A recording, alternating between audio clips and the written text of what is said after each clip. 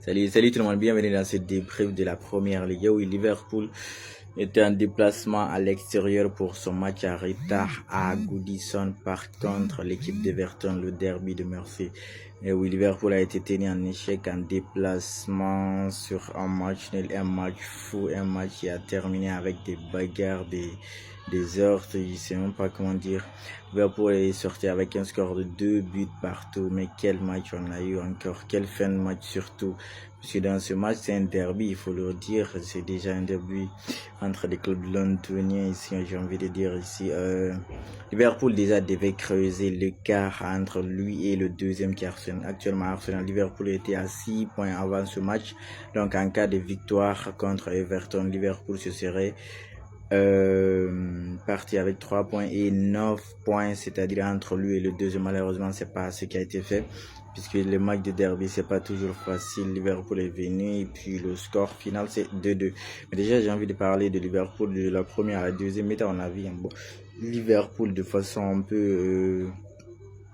En fait, c'est le Liverpool qu'on a cette saison. En fait, quand un Liverpool rapide en transition, un Liverpool qui garde le ballon, un Liverpool qui fatigue beaucoup plus son adversaire, mais un Liverpool devant à travers ces joueurs, ils sont tellement tranchants, ça va vite. Mais sur la première mi-temps, ils ont encaissé le premier but puisque c'est Everton qui a marqué en premier sur un but de béton en fait. L'attaquant de Everton, l'attaquant le numéro, celui qui joue en pointe en fait, c'était un grand gaillard en fait. Hier, les deux défenseurs centraux ici, Ibrahim Konaté et Virgil van Dijk, ils étaient bien servis en fait parce qu'ils avaient en face de un attaquant aussi géant de grands gabarits, c'est pas n'importe qui. Et puis le 10 aussi, c'est Doucouré. Doucouré, il joue en 10. Doucouré aussi, c'est un grand gaillard, il a du gabarit en fait derrière. Donc côté physique, duel, c'était en fait au rendez-vous avec Virgil, Ibrahim Konaté dans la combativité, dans l'agressivité avec Beto. Beto a marqué le premier but, il est venu, il a célébré façon Black Panther. Everton mené, mais c'est Liverpool cette saison. Quand Liverpool est mené, je crois que c'est pas tout le monde qui tremble en fait quoi, puisque tout le monde sait déjà la façon ils poussent, la façon ils continuent à dominer, ils vont finir par égaliser ce qui a été fait. Une égalisation ici d'un joueur qui n'est pas fort à part coup de tête, un joueur qui n'est même pas géant. Normalement les coups de tête c'est pour les Virgil comme je disais, pour les Ibrahim Konaté, c'est pour les attaquants, mais Mac Allister est venu de nulle part, venir mettre un coup de tête là-bas ici. En fait, le coup de tête de Mac Allister ici est parti. Le gardien de Everton, ni Pope, il n'a pas cru en fait que le ballon allait rentrer. En fait, il a accompagné le ballon comme si le ballon sortait. Pour lui, ça n'allait même pas être cadré. Le ballon a été cadré, le ballon est rentré, le score est revenu en but partout. Les joueurs, ils ont continué à pousser. Liverpool a continué à pousser même en deuxième mi-temps. Ils sont revenus de la première mi-temps. Deuxième mi-temps, ils ont continué à pousser toujours. Et Liverpool, cette saison, a un joueur devant là-bas qui sort des top performances, qui est en train de battre tous les records possibles devant le C. Mohamed Salah. Mohamed Salah, il s'est venu ici. Aïe, aïe, aïe, glacé ici Goodison Park, puisque Liverpool a mené sur un score de 2 buts à 1. Mohamed Salah ici en termes de meilleur buteur, de passeur, il a tout en fait. C'est actuellement depuis le début de la saison. Mohamed Salah c'est un top player. Mohamed Salah est sur un standing ici, comme je le dis souvent, sur un standing de Ballon d'Or. C'est le Ballon d'Or favori numéro 1. Si Salah remporte l'une des deux compétitions majeures, c'est-à-dire le championnat ou bien la Ligue des Champions, je vois pas qui peut l'empêcher. Malheureusement, s'il n'arrive pas à aller au bout entre ces deux compétitions, ça sera compliqué pour lui. Mais s'il a un de ces trophées-là, je pense qu'il va être Ballon d'Or prochainement, puisqu'il n'y a pas une compétition internationale ici entre cette saison de club et puis en équipe nationale. Salah nous sort des top performances.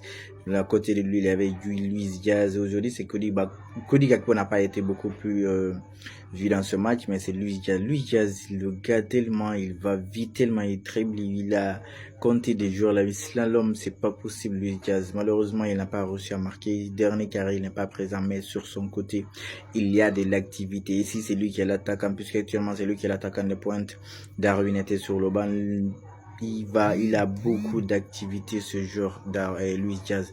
Liverpool a mené, mais Liverpool c'est mal connaître Everton, puisque Everton a continué à pousser. Everton aussi a imposé en fait de l'agression, surtout de la physique au niveau du milieu, parce que là ils ont répondu en fait ici face à Liverpool, même si Liverpool a dominé, mais Everton n'a pas lâché. Everton a continué à pousser et Everton continue et réussit à égaliser dans les temps additionnels via son capitaine Tarkowski, je crois, qui a égalisé pour Everton. C'était un match fou dans les temps additionnels, en fait, dans les temps additionnels, il y a eu ce qu'on appelle le protocole commotion, parce que 2 joueurs d'Everton se sont rentrés. Du coup, l'arbitre a dû stopper le chrono. Il fallait augmenter 2 minutes. C'est les minutes là maintenant augmenté qui a fait que Everton a eu le temps d'avoir un corner sur, mais c'est pas possible, la frappe de Star.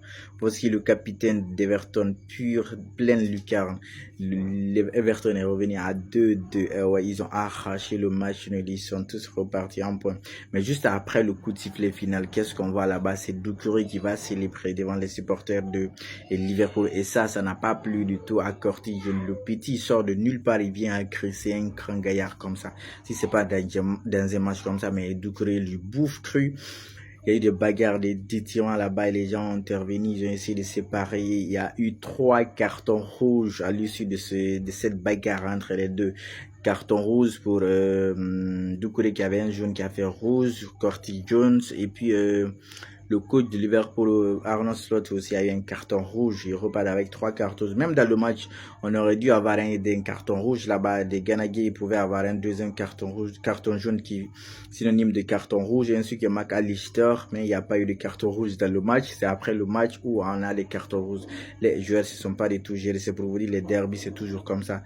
Liverpool repart avec 1 point égal, 7 points d'avance sur Arsenal qui est deuxième et Nottingham Forest juste derrière Chelsea. Et Manchester City, championnat promet beaucoup, mais ce Liverpool, s'il continue sur ce rythme, ils vont finir par être champions, parce que je vois mal Liverpool enchaîner ici des défaites, 2 défaites de suite.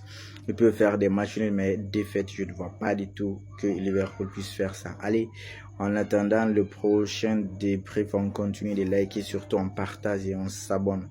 Ciao.